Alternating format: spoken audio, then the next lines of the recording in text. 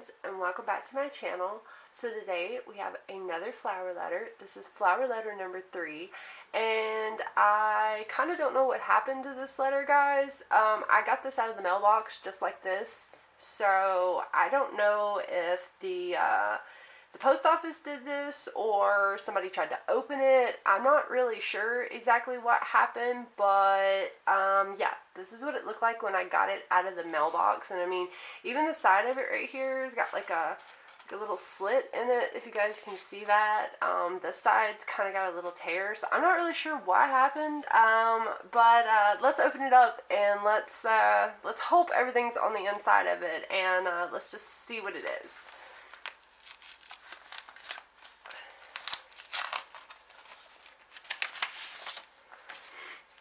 So it looks like we have a postcard, and this is a very vibrant postcard, very yellow. Love the color in this one again.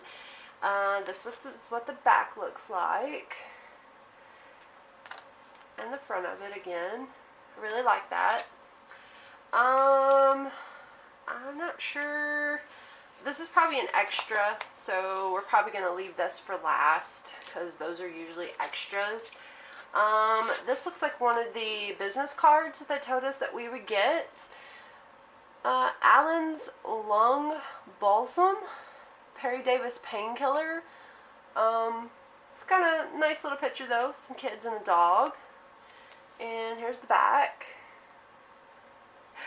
I'm going to get it up close so you guys can read it if you want to.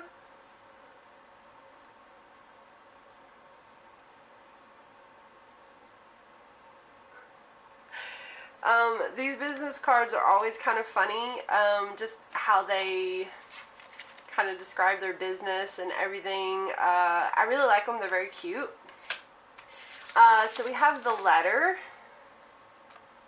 and it looks like it's going to be a pretty long letter, maybe about 3 pages, I think. Yeah, about 3 pages. So let's get started and let's see who this is from. So it says, April 15th, 1884. Katie Darlin, I know I promised to mail you a letter at every station along my journey west.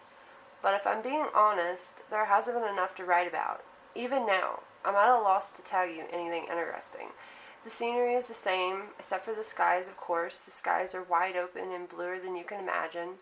Yet, this hasn't turned out to be the adventure I was hoping for. In fact, I'm growing quite restless. With all the stories I've heard and read about the Wild West, I suppose I assumed there would be at least a little adventure along the way. I really don't have anything to complain about, of course. I didn't realize that Sylvester was providing when he told me to purchase a first-class ticket with the porter showed me to my own private and decorated sleeper car. Honestly, there's velvet and silk everywhere on the train. I'm sure you would love it. I'll see if I can convince Sylvester to wire enough for a first-class ticket when I send for you. How are you feeling, Mohira? How is the air in Mount Heaven today? Are you taking your treatments and drinking your coffee like Dr. Frisbee recommended? If he hears of any news or better treatments, please use the money I left you. I know what you'll say to this, of course, but Sylvester won't mind. Besides, who needs that much money for a trousseau, even at New York prices? Even if he does mind, which he won't, he'll have to take it up with me. After all, he did say there's plenty more where that came from, as I'm not the least bit worried about it. I've been thinking about what we discussed before I left, and I agree with you. I know you don't like the smoking treatment Dr. Frisbee recommended. It seems to me that cigar smoke would only make things worse, since the smoke from the factories bothers you so much. My vote is you discontinue that one. But please,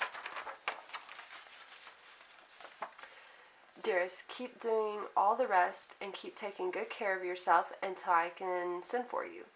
Since the trip has been so uneventful, I've spent most of the time in my cabin, putting the final touches on my wedding attire. I know you'll want to see the additions, so I've included a final sketch with the embroidery design I added. Access to the parlor and dining car is included with my fare. Can you imagine how much I've delighted in that luxury? I'm certain I've never eaten so well. After the first 2 days of eating everything offered me, I was a little worried I wouldn't fit into my wedding dress when I arrived in Frisco. I'm learning to pace myself now. Dining among the rich and mighty has made me very glad I spent some of Sylvester's trousseau money on that fine traveling suit Madame Lovelace displayed in her window this fall. Imagine me trying to look elegant in one of my old calicos. Thankfully, Madame chose me to model the suit in front of the New York debutantes, so I didn't have to alter it a stitch. That gave me time to make up the matching fur fringe dolman, which has come in handy. Spring or not, it has been glacial since leaving New York. Other than that, I've been extremely comfortable on my journey so far, except for missing you, of course. Please write and assure me all is well, that your lungs have fully cleared and you've been on the mend. I'm ever so worried I left you too soon. Please tell me I gave you enough money for Dr. Frisbee to continue treating you.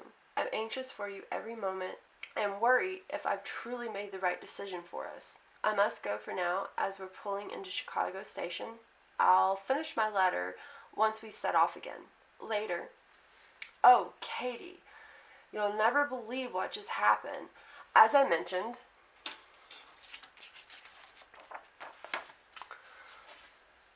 before, everything has been too tranquil for the likes of me, especially since I've been hoping for my own tiny adventure to enjoy before arriving in Frisco and becoming a wife. Well, dearest, adventure has found me at last. There I was, standing on the platform in Chicago, waiting for Sylvester's man to show up and escort me the rest of the way to Frisco. Suddenly, the attention of every passenger on the platform was captured by complete pandemonium at the bend in the tracks. Well, we were all crowded together, as you can imagine, and I was keeping my eye out for pickpockets and the like. So at first, it was hard to see the reason why all the shouting. Then a man, obviously inebriated, stumbled out of the crowd, glancing around a moment, and then fixed his beady eyes on me. He came straight toward me. When he seized my arm, he asked if I was the dame setting west to marry his boss, Gambit. I managed to nod despite my shock, and he proceeded to shove a small box at me, asking me to tell his boss he was sorry and that he'd try to make it back to Frisco soon. Then he just took off running toward the tracks. Before he could reach the other end of the platform, however, he was snatched by one side by a giant gentleman with a malmsey nose, and on the other side by another jimmer's-jawed fellow of extremely dubious-looking character. When they began dragging Gamut's poor wretch of a man back the way he came, I finally managed to gather my wits and shout after them, demanding they release my escort immediately.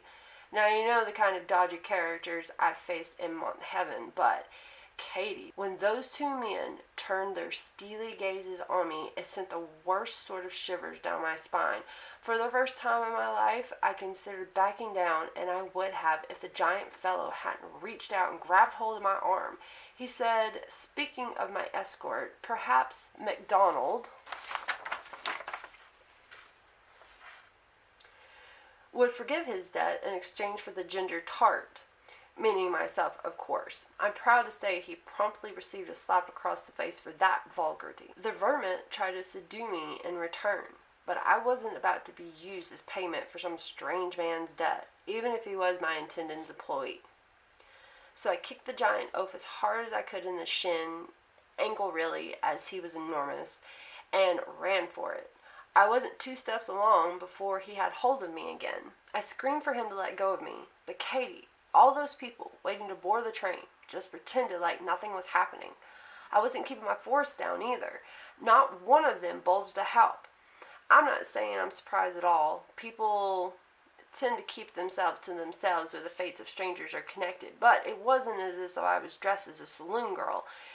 So I just kept hollering like a cornered alley cat and throwing my fist against guys who like my life depending on it. I was in the process of being heaved over the man's shoulder like a sack of potatoes when someone finally came to my aid. A man, tall, frightfully well-formed, with coffee brown hair and eyes as blue as the wide open sky. I've been seeing so much of. Stepped out of the crowd. Oh dear, my mouth sets to watering every time I think of the moment. Truly, Katie, he was quite the handsomest man I've ever laid eyes on. Once he freed me from the oaf's grasp, he put himself between me and the danger and prepared himself for a fight. But when he turned back to confront the villains, the pair of them had already vanished in the crowd and my escort in tow.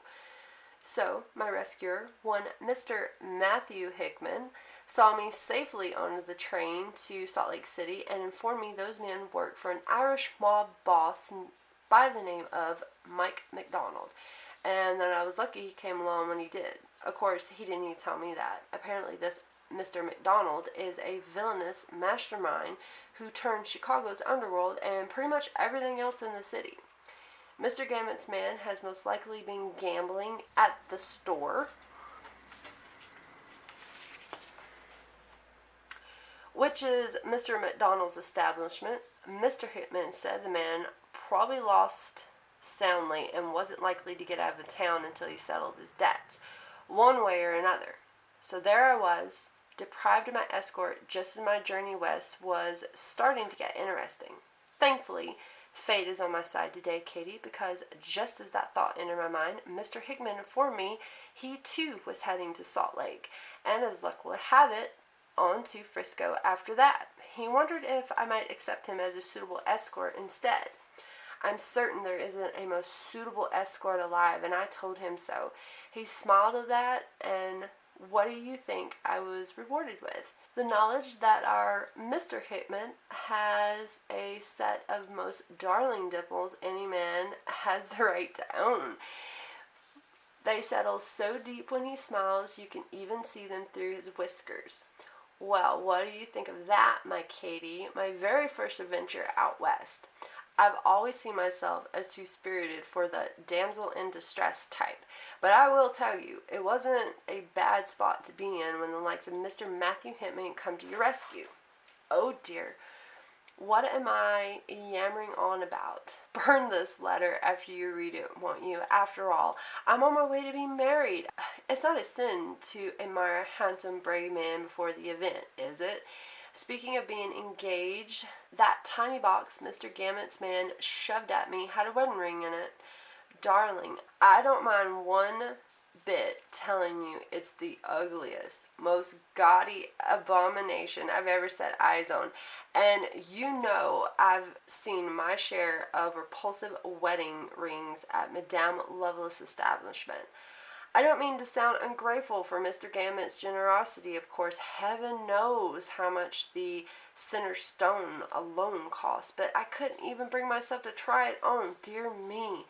You know I'm determined to do everything in my power to make him happy. But Katie, if wearing that horrid ring is essential to his happiness, I'm afraid he may start off life together with an argument.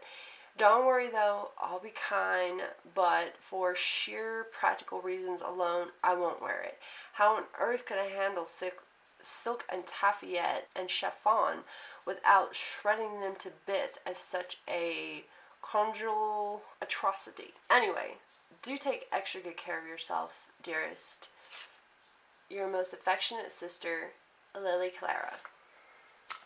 Then down here at the bottom, which of course we have this beautiful flower right here, but up under it says to learn more about the phrases highlighted in the letter and about Mike McDonald and his famous establishment, the store, visit our learn page at theflowerletters.com. So if you guys want to hop over there and learn more, you can.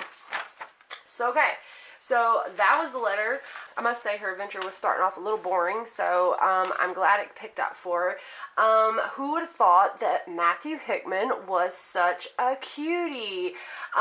We, of course, heard him in our last letter. He was supposed to be going after the Bright sisters, so I kind of hope that that's what he is making his way to Frisco for. So I'm actually really excited about that. And I'm really glad that they actually met each other. So this must be the embroiderment paper that she sent her sister. And what a gorgeous dress, you guys. I really love it. It's got the long train. It's got lots of flowers on it. I love how her veil is so long. And of course she's written here, the dress is constructed from silk, lace, chiffon, and taffeta. All are in the color of candlelight ivory. The veil is chiffon, silk rosettes, and ribbons establish the gown. Okay, so let's open it up. Okay, so right here it says the bonnet detail. So the ribbons, hems, and edges of the veil are decorated with the most delicate embroidery motif displayed here. It was inspired by the lovely sago lily I've seen on my journey west. This must be the embroidery pattern I guess she must have used. So over here we have the back, and look at that. That is beautiful. It says the back of the gown boasts an 8-foot train that can be gathered into the simplest a double bustle. Okay, so I guess she can do it, I guess, 2 different ways, I'm guessing. Oh, well, this is cute. Oh, wait, I got it upside down. Okay, so it says Lily embroidering pattern. Oh, Lord. I have never embroidered, guys. Now, I have always wanted to, but it's not something that I've actually gotten to do. But this says, try out Lily Clara's embroidering pattern for yourself. Simply follow these steps. Using a black fine tipped marker, trace the lily motif onto tracing paper. Secure the tracing paper to light box or well lit window with masking tape. Then secure your choice of fabric over the top. Trace the sago lily motif onto your fabric with a light colored fabric pencil, marker, or watercolor pencil. Select your fabric onto the embroidery frame and begin embroidering using the stitches indicated below. So okay, so I mean, sounds pretty kind of simple. Over here it says, while many variations of colored fabric or thread will work for this pattern, and we love variation, in order to more authentically recreate the motif Lily Clara embroidered onto her wedding dress, we recommend cream or oatmeal linen with a lighter shade of cream or white thread. So okay, and I guess this is just kind of telling you, I guess, the outline of the back stitch, fill in with satin stitch, a lazy daisy stitch, a French knot, a rosewell stitch, French knot. Some of this I'll have to like look up because, like I said, I've never done embroidery before. It has been something I've kind of wanted to get into kind of down the road, so perhaps this pattern will be something that I can use down the road. If you guys are embroiderers, though, I'll try to get, you know, hopefully I've got a good close-up of it for you guys, and maybe you guys can make one. It says, use the back stitch on the entire lily flower except for the elements indicated otherwise. Proud of your finished product. Don't forget to share it and tag us on Instagram at the Flower Letters. We can't wait to see your beautiful work.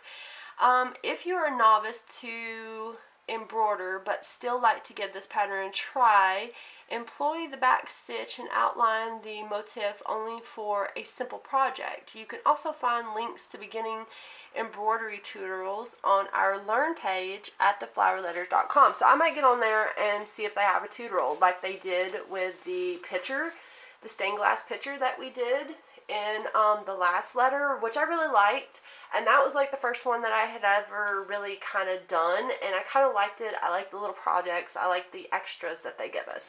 So okay, so that was that. So that's really, really beautiful. Absolutely love it.